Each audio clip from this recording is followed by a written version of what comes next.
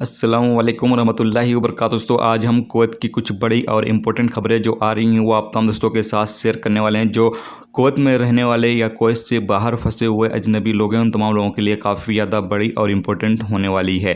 पहली अपडेट ये है कि कुवैत DGCA ने ऐलान किया है कि अभी जो पाबंदी अजनबियों की एंट्री पर लगी हुई है वो आगे भी बरकरार रहेगी अगली नोटिफिकेशन आने तक। यानी कि अगली नोटिफिकेशन आने तक जो पाबंदी है वो अभी फ़िलहाल बरकरार रहेगी। जैसा कि सोशल मीडिया पर खबरें चल रही थी कि हो सकता है फ़्लाइट अप्रैल से कुवैत सरकार ओपन कर दे, जो अजनबियों की पाबंदी लगी हुई है अप्रैल से ओपन हो जाए या फिर मार्च के आखिर में ओपन हो जाए। तो यहाँ पर DGCA ने साफ कर दिया है कि अभी तक कोई भी इस हवाले से फैसला नहीं लिया गया है और अगली नोटिफिकेशन आने तक अभी जो पाबंदी है वो बरकरार रहेगी।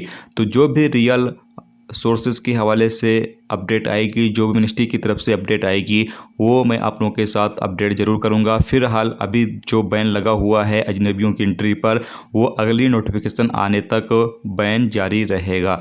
बाकी जो लोग सोशल मीडिया पर खबरें फैला रहे हैं उस खबरों पर आप यकीन ना करें, क्योंकि जो मिनिस्ट्री की तरफ से अपडेट आती हैं वही रियल अपडेट होती हैं। बाकी जो इधर उधर से लोग वीडियो बनाकर या फिर फेसबुक पेजेस पर बताते रहते हैं वो अक्सर फेक ही होते हैं। बाकी आप लोगों को भी पता है कि अभी कुवैत के अंदर लॉकडाउन चल रहा है और लॉकडाउन के बावजूद भी केस जो हैं वो कुछ ज़्यादा ही आ रहे हैं। यानी 1000 से केस अभी नीचे नहीं आए हैं, 1000 से केस लगातार ऊपर ही जा रहे हैं। तो ऐसे में हालात जब कुवैत के अंदर नॉर्मल हो जाएंगे, केस कम हो जाएंगे, तो उसके बाद ही जो अजनबियों की एंट्री का सिलसिला है वो कुवैत गवर्नमेंट शुरू करेगी।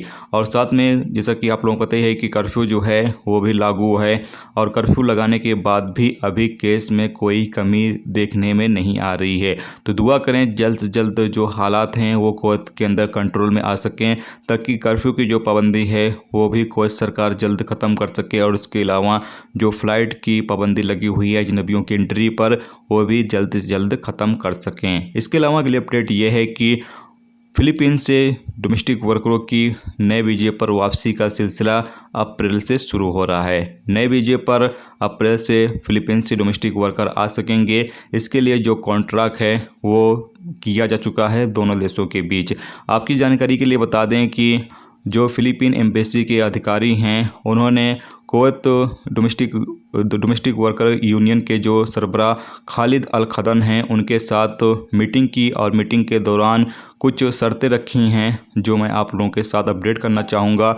उन्होंने कहा है कि जो फिलीपींस से डोमेस्टिक वर्कर आएंगे उनको पूरी तरीके से फैसिलिटी दी जानी चाहिए, किसी तरह की कोई भी उनको दिक्कत का सामना ना आना चाहिए, यानी उनको किसी तरह की कोई भी प्रॉब्लम ना हो।